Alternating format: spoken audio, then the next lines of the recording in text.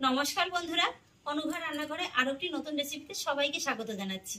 মাত্র 2 কাপ গমের আটা নিয়ে নিন আর পুরো পরিবারের জন্য বানিয়ে ফেলুন খুবই চটপটা স্বাদের একটি নতুন ধরনের নাস্তা রেসিপি, যেটা পেলে এই বর্ষার বিকেলে কিন্তু আপনারা সিঙ্গারা কচুরি খাওয়া একদমই ভুলে যাবেন।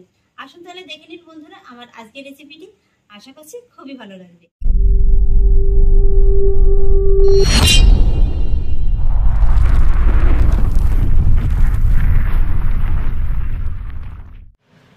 বন্ধুরা, আজকের এই রেসিপিটির জন্য আমি শুরুতেই একটি বড় জায়গার ভিতরে নিয়ে নিয়েছি 2 কাপ মতো গমের আটা। আর এবার আমি আটাটাকে মেখে নেওয়ার জন্য এর ভিতরে দিয়ে দেবো স্বাদ অনুযায়ী লবণ আর 1 টেবিল চামচ ঘি।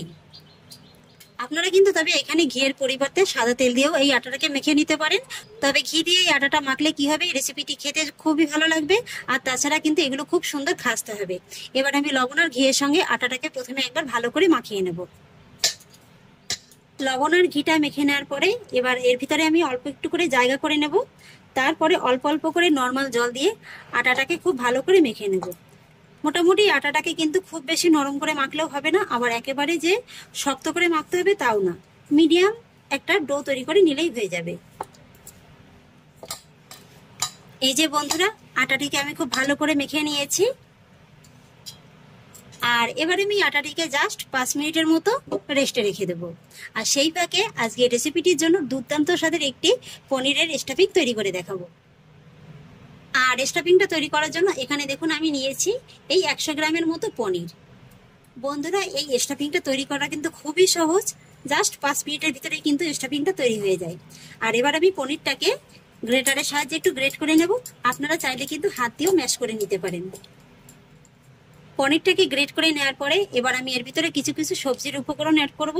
আর সেই জন্য দেখুন এখানে নিয়েছি ছোট সাইজের একটি গ্রেট করা গাজর, কিছুটা ধনেপাতা কুচি, 1 চা চামচের মতো গ্রেট করা আদা, 2টো কাঁচা লঙ্কা কুচি, লঙ্কাটাকে কিন্তু খুবই ঝিরিঝিরি করে কুচিয়ে নিয়েছি। আর নিয়েছি ছোট সাইজের একটি পেঁয়াজ কুচি, পেঁয়াজটাকেও কিন্তু খুবই ছোট ছোট করে কুচিয়ে নিতে হবে।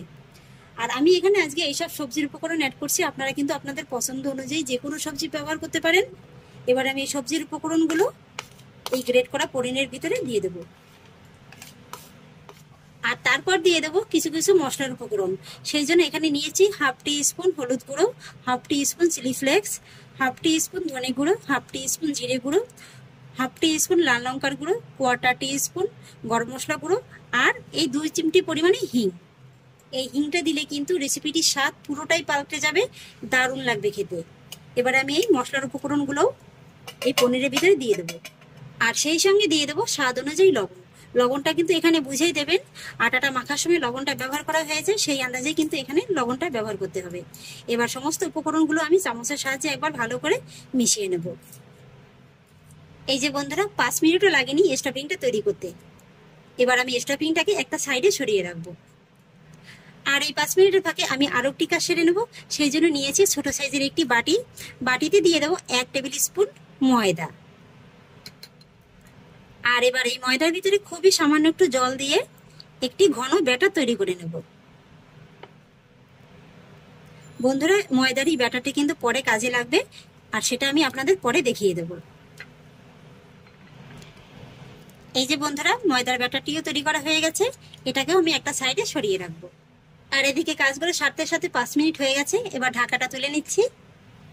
আটার ডোটিকে হাত দিয়ে আরেকবার একটু মেখে নেব। আর একবার ভালো করে মেখে নেওয়ার পরে এবার আমি ডো থেকে ছোট ছোট করে লেচি কেটে নেব। তবে লেচিটা কিন্তু একেবারে যে খুব বেশি ছোট হবে তাও না, আবার খুব বেশি বড়ও কিন্তু হবে না।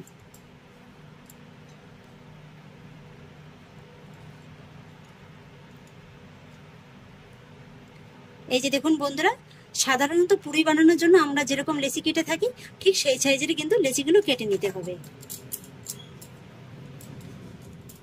এই যে বন্ধুরা, আমি এক এক করে সবগুলো লেচি কেটে এইভাবে গোল করে নিয়েছি। আর এবার দেখুন বন্ধুরা, আমি এখানে নিয়েছি ছোট সাইজের একটি গ্রেটার। এই গ্রেটারের পরে একটা লেচি আমি এইভাবে নিয়ে নেব। এইভাবে কিন্তু তৈরি করা খুবই সহজ, একবার হলেও তৈরি করে দেখবেন যে এটা তৈরি করা কতটা সহজ। আর তাছাড়া কি হবে, এটাতে কিন্তু আপনারা অন্যরকম একটা ডিজাইন পাবেন। এই যে দেখুন, একটা বেলনির সাহায্যে খুব সুন্দর করে কিন্তু বেলা হয়ে যাচ্ছে। এই যে দেখুন বন্ধুরা, কত সহজেই একটা লেচি বেলা হয়ে গেল। আর অন্য সময় লেচি বেলতে যতটা না টাইম লাগে তার থেকে কিন্তু এটা অনেক কম সময় হয়ে যায়। আর এই লেচিটা দেখুন একেবারে কিন্তু গোলও হয়নি আবার লম্বাও হয়নি, একটা ডিমের আকার কিন্তু ধারণ করেছে। এবার এইভাবে একটু আলতো হাতে লেচিটাকে তুলে নিলেই দেখবেন কত সুন্দর একটা ডিজাইন চলে এসছে।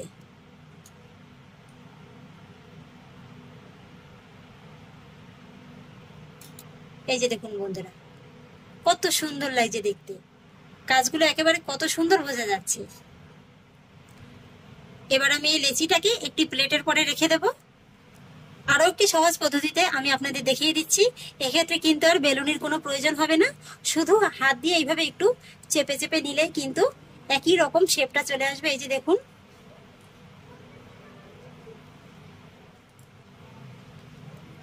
এই যে বন্ধুরা আরো একটি তৈরি করে নিলাম, এটাকেও আমি একই রকম ভাবে তুলে নেব। আর এইভাবেই সবকটি তৈরি করে তারপর আমি আপনাদের দেখিয়ে দেব। একে একে আমি সবগুলো বেলে নিয়েছি। আর বন্ধুরা এইভাবে কিন্তু একটু বেশি করে আটা মেখে আর স্টাফিংটাও বেশি করে বানিয়ে রেখে দিতে পারেন। পরের দিন সকাল সকাল জলখাবারে কিন্তু আপনারা গরম গরম তৈরি করে দিতে পারেন, আবার সন্ধ্যার টিফিনেও কিন্তু ঝটপট বানিয়ে দিতে পারেন। এবার দেখুন আমি একটি লেচি নিয়ে নিয়েছি। এবার কিন্তু এই লেচিটাকে আমি কিচেন টেবিলে পরে নিয়ে নেব। তার আগে একটু খেয়াল করে দেখুন, যে দিকটায় ডিজাইনটা উঠেছে সেই দিকটা কিন্তু আমি নিচের দিকেই দিয়ে দেবো। আর তারপরে আমি যেই ময়দার ব্যাটারটি তৈরি করে রেখেছিলাম, এই ব্যাটার থেকে এইভাবে অল্প অল্প করে নেব আর আঙুলের সাহায্যে এই লেচিটার গায়ে ভালো করে লাগিয়ে দেব। আর তারপর আমি যে পনিরের স্টাফিংটা তৈরি করে রেখেছিলাম সেই স্টাফিং থেকে এইভাবে অল্প অল্প করে নেব আর লেচিটার উপরে দিয়ে দেব। স্টাফিংটা দিয়ে দেওয়ার পরে আরো একটি লেচি আমি নিয়ে নিয়েছি। আর এই লেচিটাকে কিন্তু আমি উল্টো করে দেব না, এইভাবে সোজা করে এই লেচিটার পরে দিয়ে দেব। তারপরে এই জয়েন্টটা খুব ভালো করে সিল করে দেব। এটা কিন্তু খুব ভালো করে সিল করে দিতে হবে।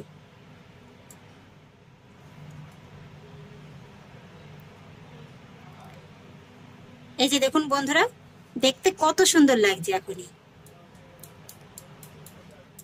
এই যে একটা তৈরি করা হয়ে গেল।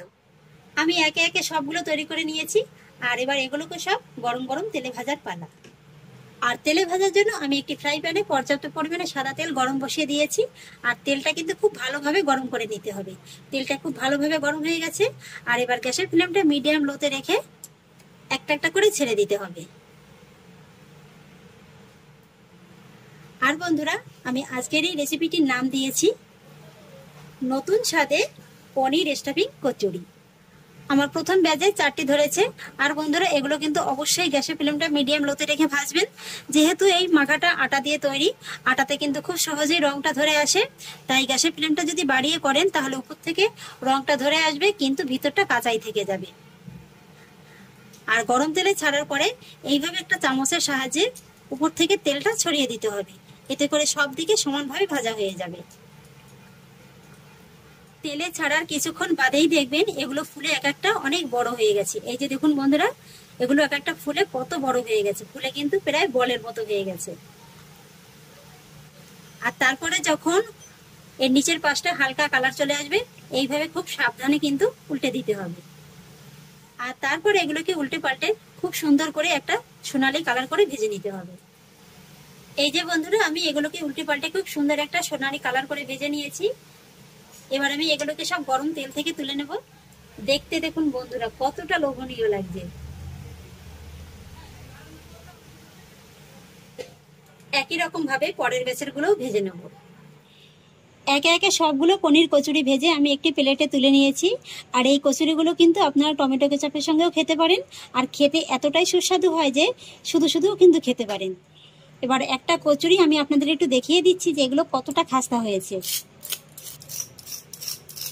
আওয়াজটা শুনে নিশ্চয়ই বুঝতে পারছেন যে এগুলো কতটা খাস্তা হয়েছে। এবার একটা কচুরি আমি আপনাদের একটু ভেঙে দেখিয়ে দিচ্ছি। এই যে দেখুন বন্ধুরা, ভিতরটা দেখুন শুধু একবার, পনিরের পুরে ঠাসা। গরম গরম এরকম পনিরের খাস্তা কচুরি সঙ্গে টমেটো কেচাপ, সন্ধ্যা হোক কিংবা সকাল পুরোটাই কিন্তু একেবারে জমে ক্ষীর হয়ে যাবে। তাহলে আশা করছি বন্ধুরা আমার আজকের এই একেবারে নতুন ধরনের রেসিপিটি আপনাদের খুব ভালো লেগেছে। যদি ভালো লেগে থাকে তাহলে আমাকে অবশ্যই একটা লাইক এবং কমেন্ট করবেন, সেই সঙ্গে বন্ধুদের সঙ্গে শেয়ার করবেন। আর প্লিজ বন্ধুরা, যদি আমার পরিবারের নতুন সদস্য হয়ে থাকেন তাহলে একটা সাবস্ক্রাইব করে পাশে থাকা বেল আইকনটি প্রেস করে দেবেন। ফিরে আসছি এরকমই পরের অন্য কোনো নতুন রেসিপি নিয়ে। সবাই ভালো থাকুন, সুস্থ থাকুন, ধন্যবাদ।